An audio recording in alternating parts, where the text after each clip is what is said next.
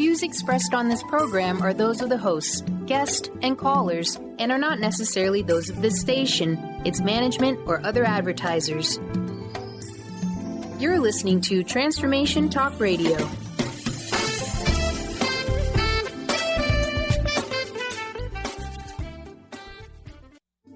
The following audio is via a Skype call.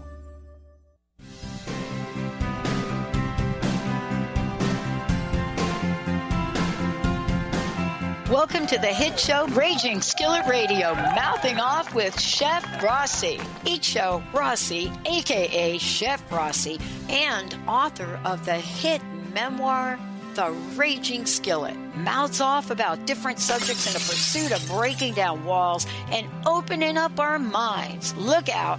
She and Dr. Pat banter back and forth using the subject of each show as a framework for uplifting, inspiring, and what exuberant conversations. So get ready for that appetizer that will wet your whistle as we lean into the main course of the day. Issues, conversations, things that are heavy on your minds, but lightening up your heart. And ending each show off with that sweet, sweet, sweet dessert of inspiration. Now, here is your host, Chef Rossi. Hi, I'm Chef Rossi. And I'm Dr. Pat. Boom. We are ready to mouth off. We are ready to go. Hey, everybody. I'm Dr. Pat. I'm the host of the Dr. Pat Show, Transformation Talk Radio, and I'm here with Chef Rossi. Yep, that's it. Rossi is what we like to call her, but I like to call her Chef Rossi. You know, what I want to just say about Chef Rossi and today's show and the Raging Skillet and all of the above is that, you know, coming in here and being able to have a conversation about Raging Skillet Radio and what it means to mouth off with Chef Rossi is that this isn't just about us bantering back and forth about things that are on our minds and we're just complaining about it. That's not what the show's about. The show's about talking about things that are on the minds and are in the hearts of people. And what that means is, if you know anything about Chef Rossi, if you've read her book, if you've seen the play they've done of her life, you'll know that she is in the world discovering who she is, figuring out what that means in the world, and then being in the world to help create a better place for all of us. That's what this is about. Whether you know her as a rebel anti-caterer, or if you know her as this person that speaks what's on her mind, you also know that she has a giant, giant heart. And today we are talking about one of my favorites and least talked about thing is this, the in-between. How can we move toward the positive light? Oh, yes. Mm-hmm. Right? That's the right, honey. In between.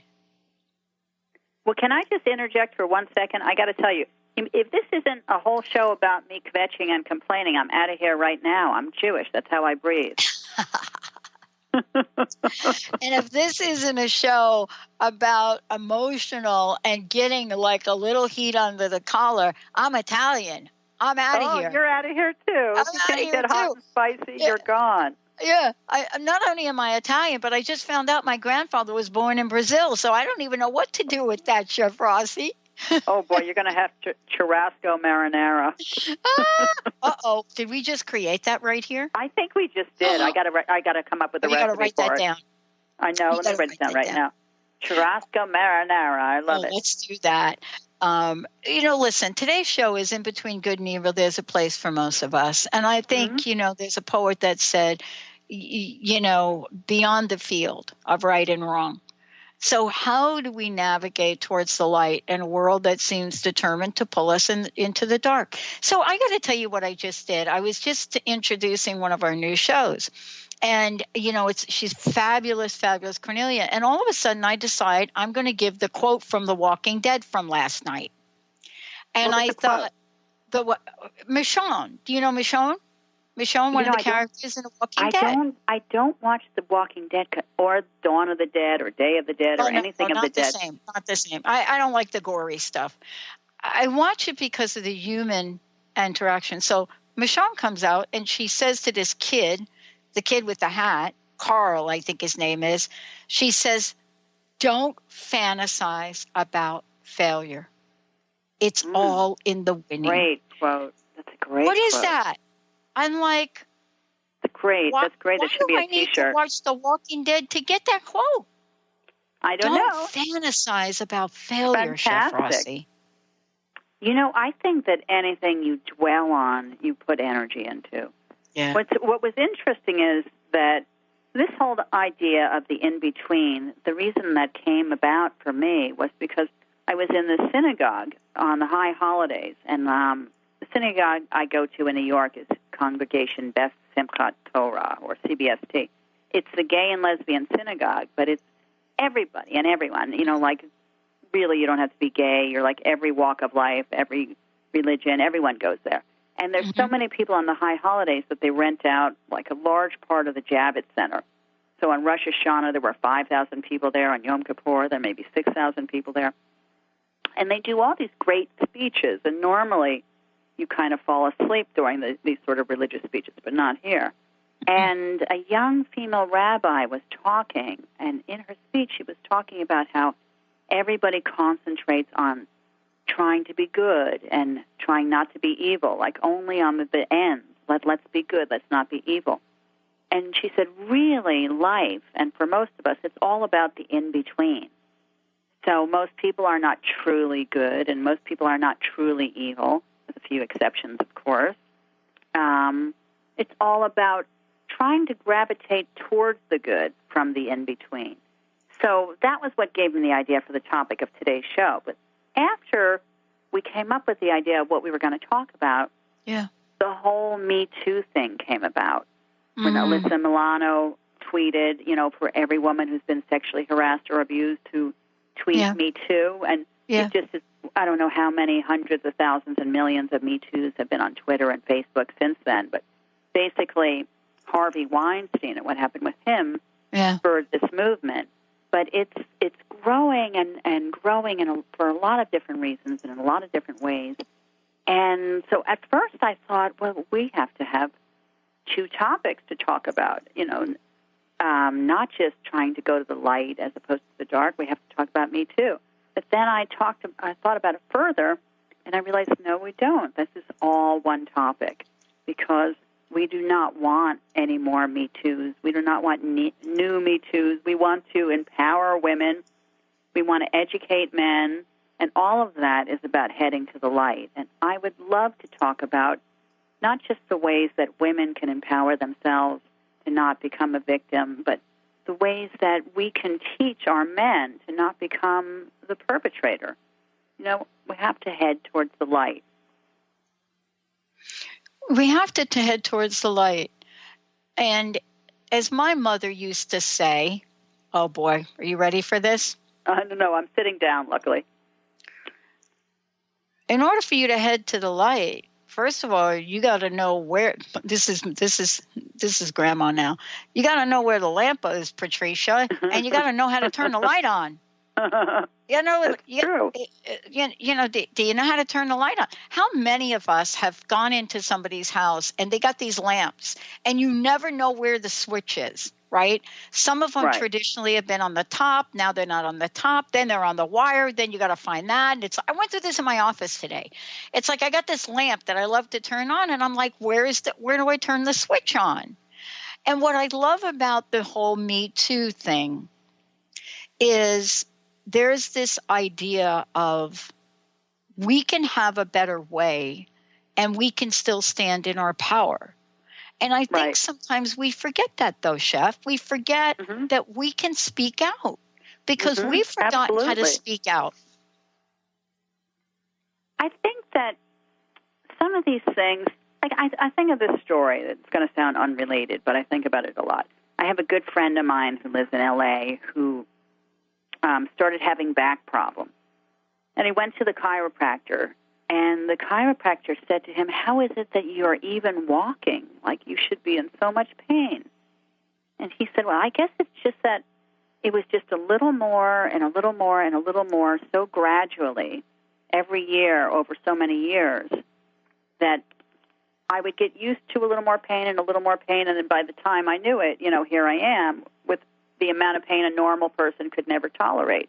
He didn't even realize he was in that much pain because he'd been accommodating and accommodating and accommodating. For me, I've had a little bit of sexual harassment every year for not even since puberty, since even before puberty. And, at first it was kind of funny and shocking, when someone would speak to me strangely or say these things to me, but then I would sort of get over the shock and kind of accommodate and, grow and grow around it. And then when I developed and I had a shape and I started looking like a woman, it got like much more so. And so, now here I am, I'm 53 years old. I don't get hit on that much anymore, even though I personally think I'm still pretty cute. But because, I'm 53 years old, I'm not like a 20-something-year-old. But I have a walk. My girlfriend points this out. I really walk like a truck driver. I walk very tough, and like you'd have to be a crazy person to mess with me. That's how I look. It really is how I look when I walk down the street. You're going to see, I'm just like, and sometimes when people say things to me, rather than hitting on me, they'll say things like, beat me up, baby, stuff like that. But that came about from years and years and years of being sexually harassed. Like, pretty much every time I would leave the house, it was a little bit of an obstacle course. Like if I went by a construction site, I knew I was going to hear it. If I went by a bunch of guys hanging out on the street, I knew I was going to hear it. And so I got tougher and tougher and tougher, and gradually. So when the Me Too campaign started, I thought about it. Like, I don't think of myself as someone who is a sexual abuse victim or a sexual harassment victim. But then when I think about it, like the reason I'm walking, like best defense is a good offense, the reason I'm so tough, the reason I'm so you better stay away, is because of years and years and years of my formative years of being harassed. And I see what happens to women who walk down the street. And my neighborhood in the East Village on Avenue C, God help you if you're a woman with a big butt. You walk down the street, I think it's a Latin thing. Latin men love that big butt. You're going to hear it every step you take. You cannot even relax for a second. So it's about re-educating our entire culture. And personally, I think what happened with Harvey Weinstein was terrible for 1,000 different reasons. But it was the reason it was mostly terrible, and this I thought about today, and I have to write this down, and you should too. The reason it was mostly terrible was not because women like you and like me and like every woman we know, we didn't say, when Harvey Weinstein's crap came out, we didn't say, here we go. We all said, here we go again. Right. Again, because we've all been through some aspect of it. I do not know a single woman who has not been through something. You might find, my friend Nancy pointed out to me recently, you might find a few men who have never sexually harassed a woman, but you will not find a woman who's never been sexually harassed in some way or another. This is all our story, and we just don't talk about it. We don't talk about it because we don't want to make waves. We don't want to make enemies. We don't want to lose our job. We don't want to call attention to it. But I say, viva la wave maker. Well, I love talking about this, and I want to just give everybody an opportunity to call into the show today, 1-800-930-2819. We're taking your calls. Please weigh in on this, 1-800-930-2819. It's not that I am like completely like, oh my God, really? Okay. Are you going to speak out now and then you're not going to speak out anymore? Thank you for the whole Me Too thing. But while we're sitting here talking about this, I am really struck by a conversation I had this weekend. Very similar, kind of. But my friend says to me, Chef, she says, Pat, I know the eye is all on Harvey Weinstein and Weinstein. It's all on Harvey. And I said, yeah, and it should be. And you know what she said to me? She said, you have two eyes. Put one on Harvey and put one on what's about to happen to the elderly. And I thought, it can't be. We're not talking sex. So what she was saying to me is this in between that we're talking about today. There are many opportunities for us to look at it. And what she was alluding to was the fact that this tax thing that's going on is going to cut. And I posted something about it this morning because people were commenting, and I posted an article that was somewhere, I think it was CNN, 473 billion cuts from Medicare over 10 years. Medicare is what helps people that are old enough that they cannot really go out and work anymore. They cannot get the money. And what she said to me is, she says, what's interesting about this? Society thinks it's an old person's problem. So here's the in-between, Chef Rossi. She said, this is her words, who do these youngsters think is going to pay for their mother's care? And so I thought, wow, that's an in-between I want to talk about today, because Absolutely. It's not just 7 degrees of separation. But if you're sitting and listening to this show and you're thinking, I'm in my 20s, my 30s, and my 40s, and you know what, 10 years, I have enough time to plan. It's not about you, right? Mm-hmm. And it's crazy. It's crazy. But isn't this the in-between that we have to step into? I would love to know why it is. Okay, I did it too, but why is it that young people it never occurs to them that they're going to be old one day themselves? It never occurred to me. I'm sorry. I'm one of them. No, me too. But look, I'm never 53. Occurred to me. I just started thinking about it the last 3 years. But I had a huge wake-up call because I cared for my father for the last 5 years of his life. And thank God for his case, he had ample Medicare, and he had a pension from having been a school teacher for 35 years. Yep. And I was able to care for him in a wonderful way and take good care of him and treat him in the way that he deserved. But so many people I know, if they didn't have Medicare, they don't have a pension to rely on. They don't necessarily even have health insurance. If they didn't have Medicare, they would really be in deep trouble. And so what I'm seeing a lot of now, honestly, are millionaires and billionaires getting richer and chipping away at what the poor have, what the elderly have. It's astounding. Chipping away at their health insurance, chipping away at their tax benefits, chipping away at their Medicare. And it's terrifying. It's terrifying to me. And what's more terrifying is that there are so many people in this country who are brainwashed the same way the German people were brainwashed by the rise of the Nazi movement and by Hitler. That kind of brainwashed, where they're running to rallies and cheering and supporting the very same people who want to take away the care for their mother or take away their care, take away their health insurance, take away their Medicare. And when they have no one to help them care for their mother, they may very well still be going to those rallies and cheering for the people that took it away. And I don't understand that sort of mass brainwashed hysteria, but it's terrifying. I don't know. It's makes me wish that we really did have superheroes, that we really could have Wonder Woman. That was such an inspiring movie, that we really could have Wonder Woman come back and be like, this is now going to stop. The sexual harassment of women is going to stop. Taking Medicare away from your grandmother, this is going to stop. Mass hysteria is going to stop. Refusing to do anything good for your country if your political party doesn't appreciate it is going to stop. I would love to have a few superheroes. Yeah. So let me just say, let's just create our own call to action, right? Sure. Here we are with the Me Too. here we are with looking outside of ourselves.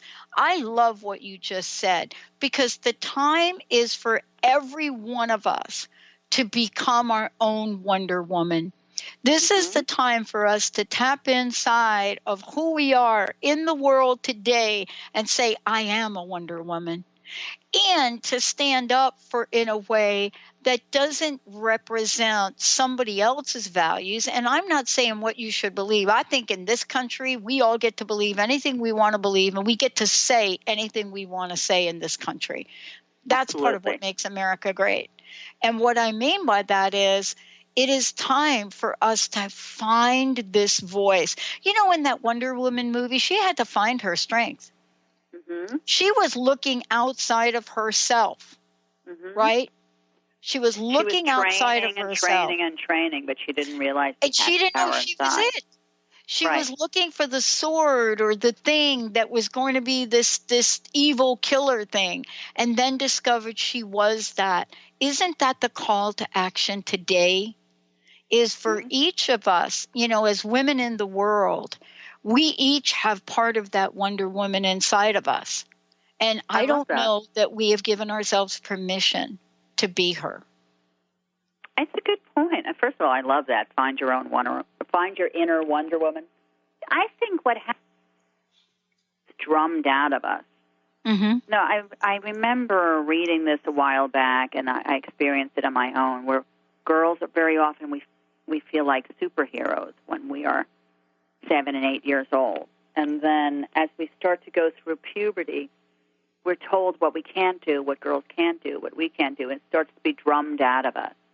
I mean, luckily it happens quite a bit less with the millennials than it did in my generation, because we have role models who have refused to let that be drummed out of them. Even though Hillary Clinton did not become president, as she should have been, thank you very much, her getting as far as she did, now girls will not let that be drummed out of them, will not let that you can't be president thing happen to them. But it's like we go about the world and we are constantly under attack to lose our self-esteem. And sometimes the worst enemy of a woman's self-esteem can be other women. Like, I know as a writer, it's astounding to me that some of the best things that happened to my writing career did not happen from women. I remember I used to write a lot for a variety of newspapers, and whenever it was a male editor who was there, I would get great writing assignments, and whenever it was a female editor who was there, I would get almost no writing assignments. And it was almost like there was only this small amount of room on the top of a dime for women writers, so they didn't want anyone else on their dime. I don't know. It was kind of astounding. When I do find women who help me, especially if they're peers and they're helping me in the same profession they have, I take a moment to give them gratitude and to really celebrate what they're doing. And I try to do the same thing. Yeah. And, you know, I want to talk about something, too, because sometimes, you know, we can sound like there have been things done to us and men have not come in a place to help be our angels. I will tell you that in my career and in my life, what I loved about being able to look back in deep, deep gratitude, Chef Rossi, is that angels in my life have no gender. They have no race. You're right. They are angels. I got to tell you, Brian McGorry, oh my God, I can't even believe I remember Brian McGorry. Brian McGorry was my supervisor when I was maybe, 18, 19, in Bell Labs payroll in a room of 50 people. And Brian said to me one day, Chef, he said, Pat, you have a lot of potential. I'm telling you, I'm 18, 19. They called me Disco Patty for a reason. I was not interested in, like, you have a future. I'm interested, how soon can I get out of here and get over to New York to have some fun? And I'm sitting there, and Brian is like, you have a lot of potential. You need to go to school, though, to keep getting promoted. I said, Brian, the only school I can go to is Fairleigh Dickinson up the road. And my gosh, by the time I get there, I got to be at 8 o'clock class. Then you want me here to start work at 7. You know what he did, Chef? did He do? said, you're going to leave early, 15 minutes. Good for him. But here's the repercussion. This is the phone company back in what year? I don't even know. You don't violate those executive procedures and orders. You don't do something like change when a clerk can leave. You don't do it. Brian did it. He filled out my tuition form. I left. Then he had to go in front of the president, the vice president, his boss, and executive director. And he said, this is ridiculous. We need to change the policy. This is what the voice of people that speak up looks like and feels like. See, this is what we're inviting people to do. This is what the in-between can get us to do. We could stay stuck in the in-between, but if you're like Muhammad Ali all day, all night, the work is worth it. You know, the voice is worth it. Well, the first step is to be a little bit brave. You know, I know so many people, and really, really in particular, a lot of women I'm thinking of, who are terrified to step out of their comfort zone. It's like I have met women who got offered fantastic jobs that would have made more money for them. Maybe not immediately, but eventually would have given them a chance to make a lot more money, would have given them a lot more challenge, would have given them a chance to grow. And they turned down those jobs in favor of staying at the one that was safe and comfortable, that would never really offer any growth or any potential. I mean, what can I say? That's about being brave. I did that once myself. When I was back in my bartending days, I had a chance to take this really high-level, very difficult but exciting bartending job at a really busy nightclub, or stay at my very safe, quiet, easy, comfortable job that I had forever and wasn't ever going to grow anywhere with. And I decided to turn down the exciting job because I was safe and comfortable and my life was difficult enough. I gave myself reasons. And the end result was that the women who had taken the exciting job made a fortune and went on to keep doing other interesting things. And I wound up getting fired from my safe loser job because it wasn't going anywhere and I was bored. And, I was like, oh, my God, I never made that decision again. It was my first and last time. But I see it all the time. I have young women who have been my intern, my goddaughter, my protege. I have some 20-something-year-old women in my life. And I've seen the decisions they make. I have one of my young female, I would call her a protege, who took some very exciting internships that were terrifying, that I would be afraid to do, where she was in the Middle East and doing all these crazy things. And she wound up getting into the very best college and having really her future open up for her because she was rewarded for taking that very courageous decision. I know a lot of other women, especially young women, who the second they get something that feels comfortable, just want to stay there forever because they're not striving and they're not being nervous and they don't want to worry, I think you have to, someone once told me this, that it's never good to make decisions based on fear. But that goes both ways. It's not good to not do something because you're afraid of it, but it's also not good to do something because you're afraid of it. I've also done a lot of stupid things to prove I wasn't afraid of it, and that's just as bad. I think being brave has got a lot to do with being kind. People never think of those two as linked, but they really are. I mean, if someone's in trouble and you have to put yourself into some kind of jeopardy to help them, then you have to be brave to be kind. If someone is being sexually harassed and you have to put yourself under the spotlight to stand up and say, me too, leave her alone, me too, leave her alone. You have to be brave to be kind, to be supportive. So I like that. That's a Chef Rossi quote. That's something we're going to talk about today. But that is a takeaway from the show. Be brave to be kind. Absolutely. How can we support you in that? We're going to take a short break. The in-between. How can we move toward the positive light? And I think Chef Rossi gave you the what I like to consider the secret formula for it. Be brave to be kind. So much so much will change in your life. The feeling of bravery to be kind, there's nothing quite like it, because you're stepping outside of yourself. You're being drawn by a purpose and a power so much greater than yourself. And you're doing it in the spirit of kindness. Let's take a short break and we come back. Brave to be kind. That and much more. 1-800-930-2819. Give us a call. Love to know your thoughts. We'll be right back with Chef Rossi.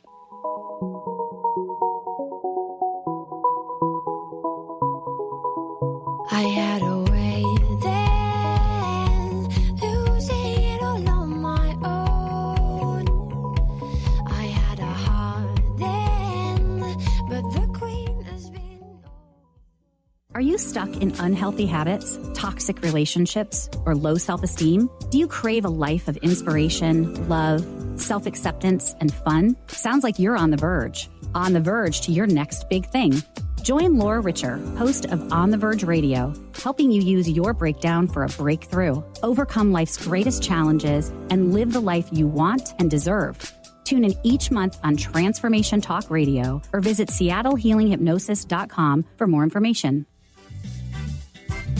Hey, did you know why they call the foundation? It's called the foundation because it completely eliminates your foundation for what you thought your reality was and creates a whole new space where you can have an entirely new reality that is foundationless. So from my point of view, they should call it the unfoundation or the foundationlessness. Either way, there's a big new global rewrite happening again because these guys cannot stop changing. There should be like a Change Anonymous that Gary and Dane go to.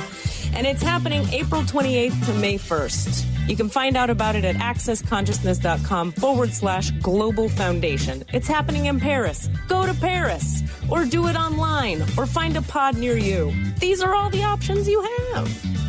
And what else is possible?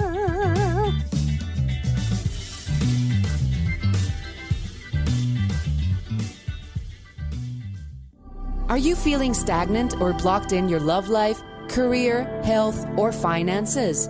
Experiencing difficulty focusing or setting and achieving goals?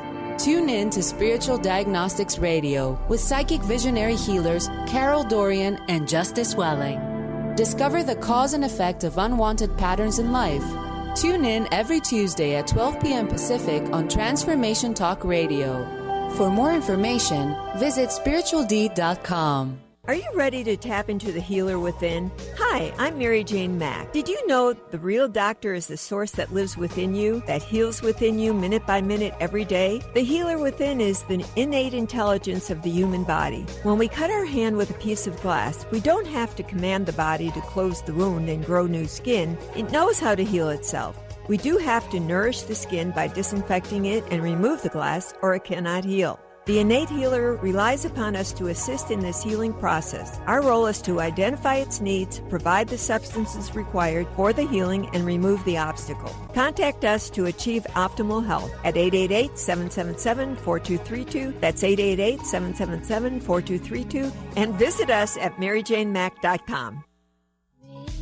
You show the lights that stop me, turn to stone. You shine me when I'm alone. And so I tell myself that I'll be strong and dreaming when they're gone. Wow. Hey, everybody. Welcome back. Chef Rossi is, listen, before we just go on, I want to make sure if you want to find out how can people find out more about you, and give us an update. How's everything going on in the world of Chef Rossi? Okay, well, the play based on my book, The Raging Skillet, the play has a dramatically different title called Raging Skillet. We just had 5 sold-out standing ovation smash weeks at TheaterWorks in Hartford, Connecticut, and now we're trying to get theaters around the country to pick up the play because it's all about love and food and family, and it's so fun, and it may even make you cry a few times. I mean, it's just it. So we're hoping it'll come to New York and Seattle and New Jersey and L.A. I was just off the phone with a theater director in L.A., and I've been on the phone with theater people all around the country. And so if you're interested, please write to me through theraginskillet.com, and also that's a great way to always find me is through theragingskillet.com. You can email me right through the site, and it'll show you what's going on. I've also finished the screenplay based on the book, The Raging Skillet, and I'm certainly hoping it'll be a movie one day. But I was just speaking with some film and television contacts of mine who are talking about the possibility of it being a TV show, which now I kind of like the idea, too, The Raging Skillet TV show, and it's loads of fun.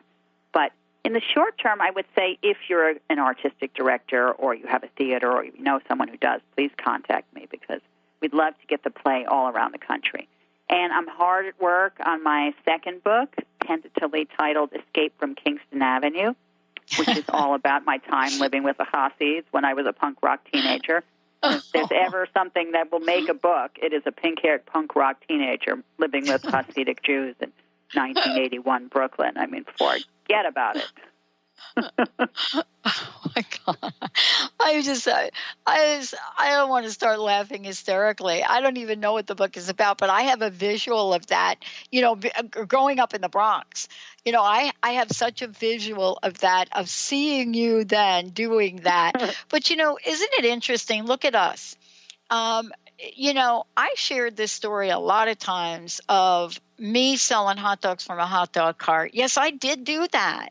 And, you know, albeit I didn't do it very long because I would not sell those hot dogs, Chef Rossi, that sit in that boiling water until they turn gray. So I saved them up and threw them out. And the guy that owned the cart saw me throw them out one day. And so, okay, fired. But there are things we learn about people from our life experiences. I want to talk about this because, you know, people have said to me, Pat, we get it. We know you've got Transformation Talk Radio.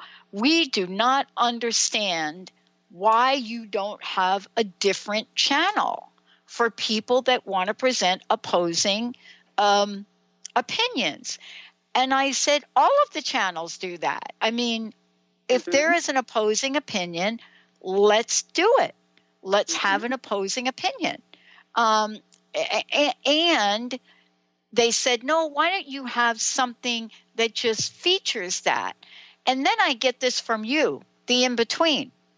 And I'm thinking, that's the channel, the in-between. I love it.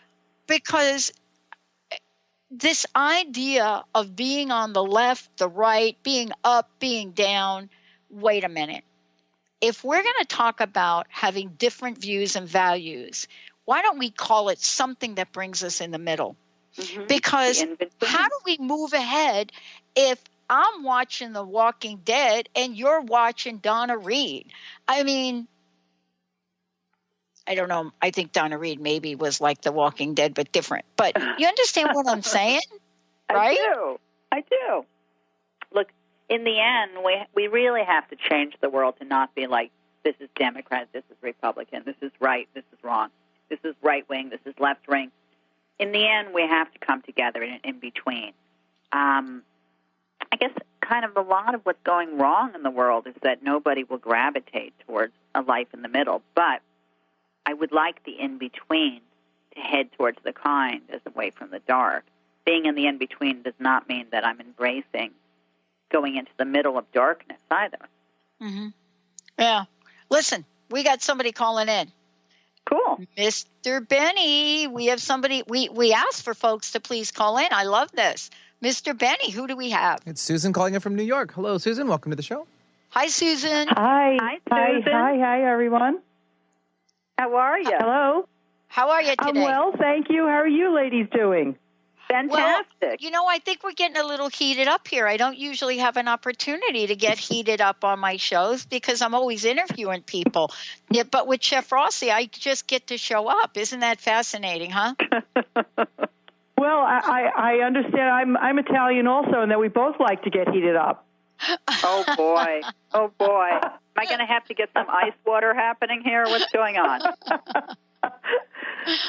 There's always something to get heated up about, isn't there? Absolutely. You know, I think during the 80s, though, I wasn't heated up. I was like totally in the 80s, like Air Supply, George Michael. But now I watched the George Michael special and I got very sad. But what's your comment? What do you think? Are we making any sense? Oh, absolutely. No, I mean, you're speaking to me, and I just happen to be lucky enough to listen to the Dr. Pat show, and I've listened to and heard Chef Rossi come on quite a few times. She's very inspirational, and so are you, Dr. Pat. I think we're in the right direction. You know, just being brave, to be kind. You know, I think we have to be brave. We have to be brave and take care of ourselves and stop depending on others to take care of us. Whether you're married or you're not, or you're in a relationship or whatever it is, you have to take your own responsibility for yourself. Absolutely. Do you agree? Absolutely.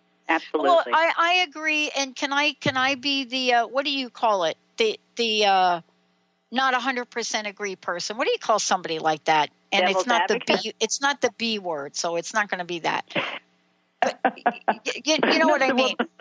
Sure. Someone Okay, let me be the refined Dr. Pat for a moment.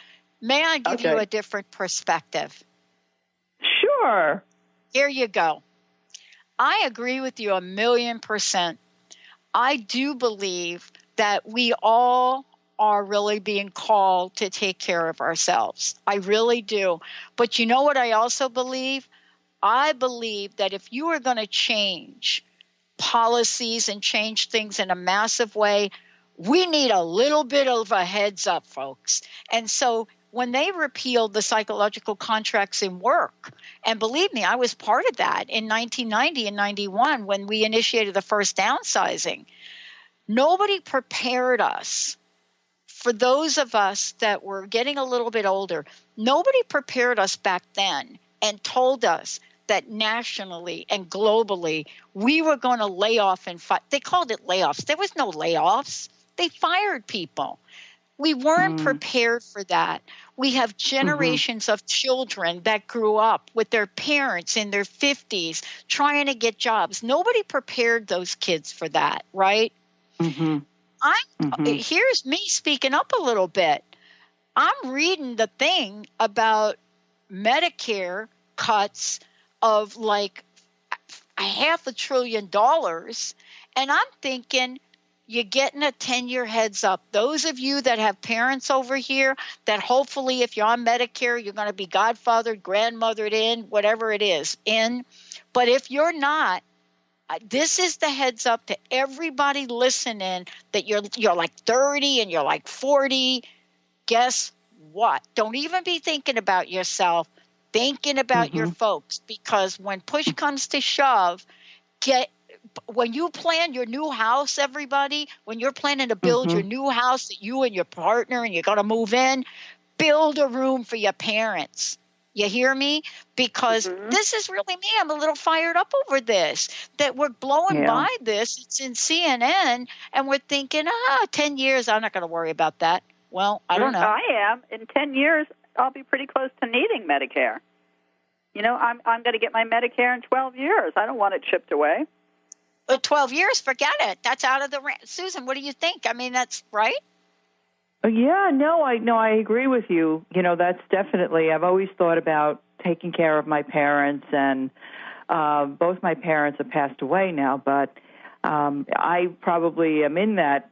We're the generation that will be needing some kind of Social Security and assistance. So I agree with you that we always have to think down the road.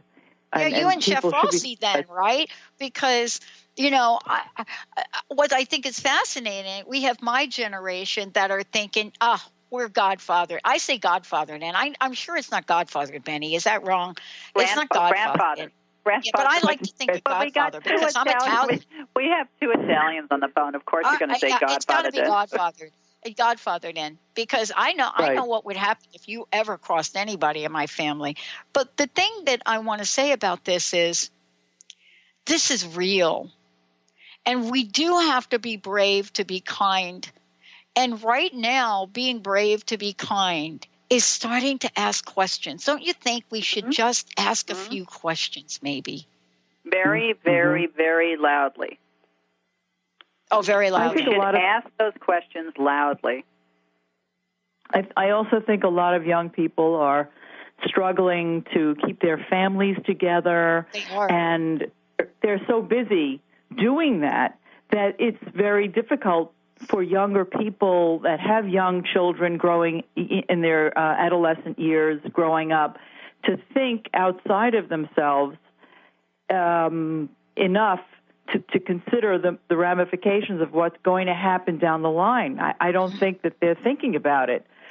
I don't think that you really see these things until you've already lived your life and you see the things, and you're more compassionate as you get older. Your compassion deepens.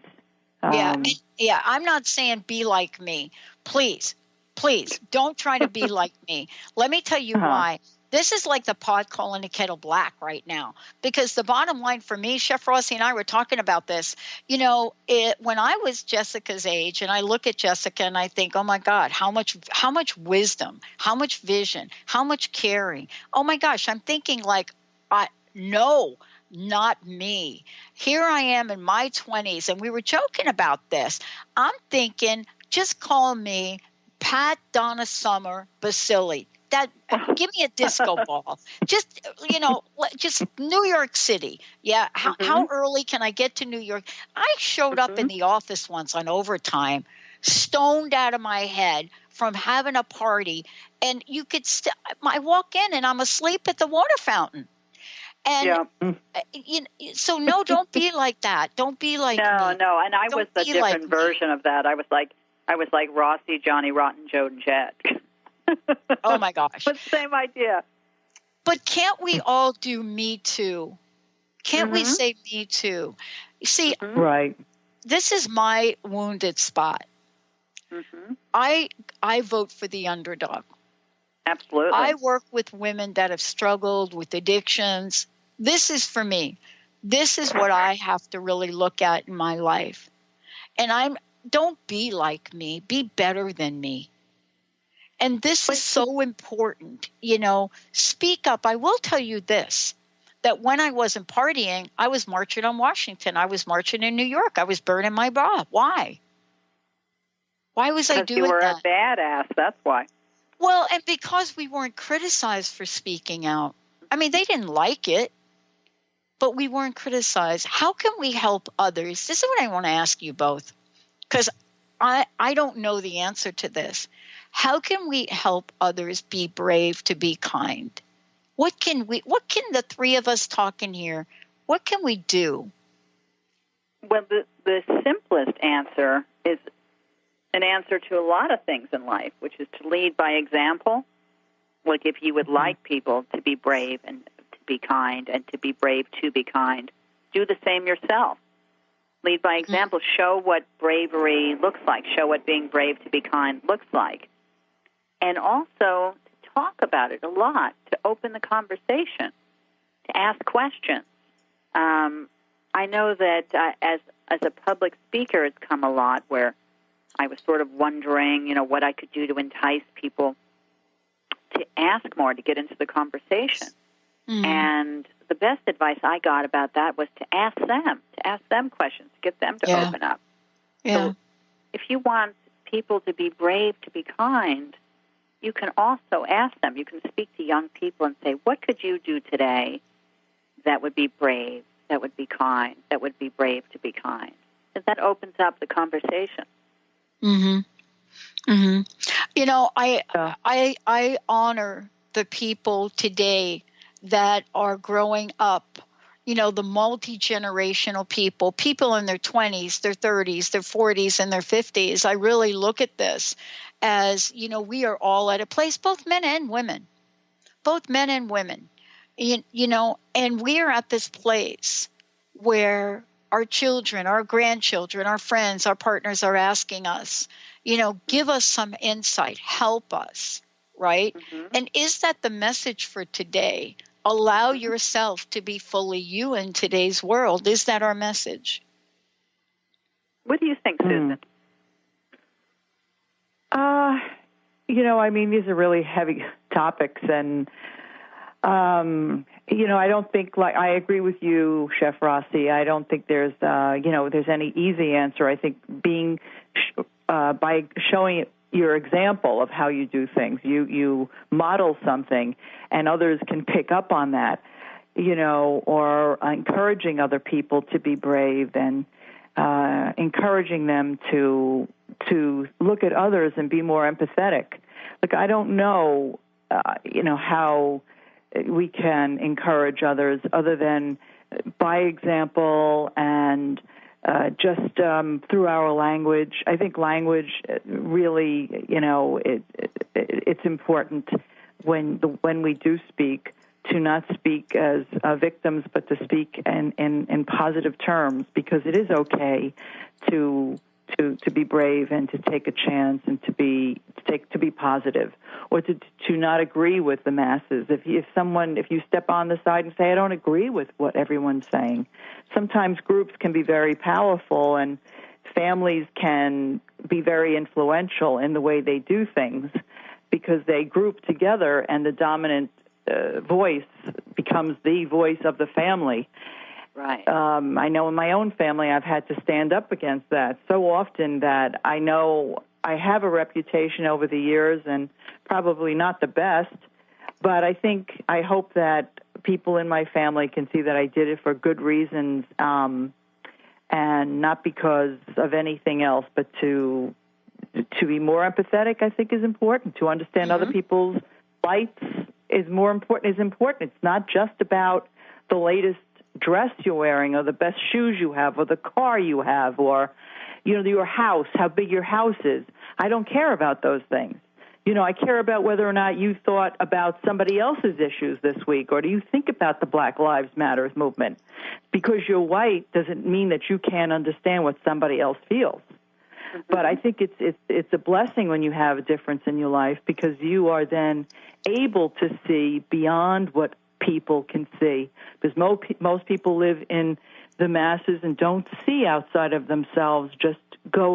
They are like programmed to do like their mothers did or their fathers did, and they don't think about other people that exist. And that's not healthy for this nation. I think this is a nation that is combined with so many different groups and so many different people that we can't forget that. It's not just about us. It's about everyone in this. We're all in it together. Just like our grandparents had the benefit of coming here, and how I thank them. Every day I think about how lucky we are to be here. How lucky, how fortunate. There before the grace of God go I. I could have been born somewhere else in the Sudan, or someone in Ethiopia, or gosh, I don't know, some of the different areas in the world that are so ridden with poverty and think about that violence. a lot. True, it's true. Yeah. Well, and one of the things I think about, we're lucky. We're lucky, and we're we need lucky. to. Yeah. Yeah, and it's not that we haven't been through challenges, because I'll tell you this. I used to be one of the people that would check my Vanguard account to make sure my stock market prices were way up there. I'm one of those people that had the whatever you call that, and I'm looking at the stock prices, and I would, if that were me today, I'm pretty sure I'd be looking at that if I were me. The way I was back then. I was that person that had that secure job. I was that person. I'm also that person that watched how quickly it all could disappear. The question is, as Michonne said, am I going to fantasize about failure, or am I going to fantasize a future that is built on being brave by being kind? And, when you have it all, Chef Rossi, Susan Wright, when you got it all and you still have it all and you're listening to this, we're probably not making sense to you. But when you have it all and then you don't have it all, and then you can't figure out how to pay for this illness you got, that is when you start to think differently. And I'll tell you, I don't want people to go through what I went through. I really don't. I want to be able to say, why don't you look at this or why don't you look at that? Because I don't want people to do it. If we can avoid not going through what each of you have gone through, not thinking about what it's like not to be able to wake up someday, boy, I'm all into trying to figure out how to help people, aren't you? I know exactly what you mean. I know exactly what you mean. Pat, I think had about a very that rough a lot. I think about Dr. that a Pat, lot. you like, also lived in your car. I listened to one of your shows. You were homeless at some point in your life. Yep. Am I right? I know the same thing for no, that's absolutely right. her book.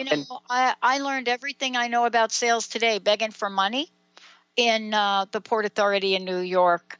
Well, first, let me thank you both for today. Benny's like, okay, we need to wrap it up. You ladies, we forgot it's even a show, and I forgot it's a show.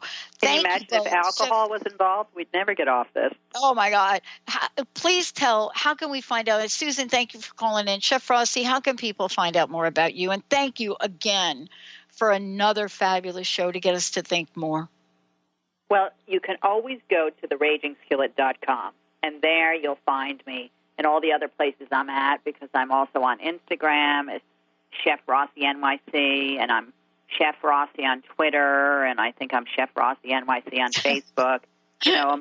All this technology, I'm like, I just had to ask someone to help me turn on my iPad the other day. I need a 13-year-old to follow me around and teach me about all this technology and social media stuff. But I'm basically all over the place, but the easiest way to find me is on theragingskillet.com. And Chef Rossi is right here on TransformationTalkRadio.com every month. And we're kind of thinking of doing a couple of other really cool things together.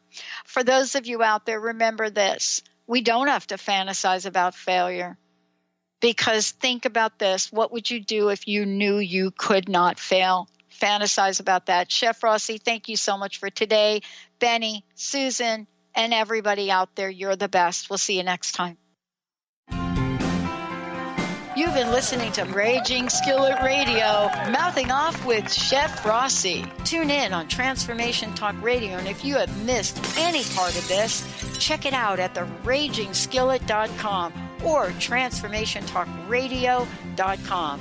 Say hi to Chef Rossi, let her know what's on your mind, and we will bring it to the next show. Visit theragingskillet.com, and don't forget to get your own copy of the hit memoir, The Raging Skillet by Chef Rossi. See you next time. The preceding audio was via a Skype call.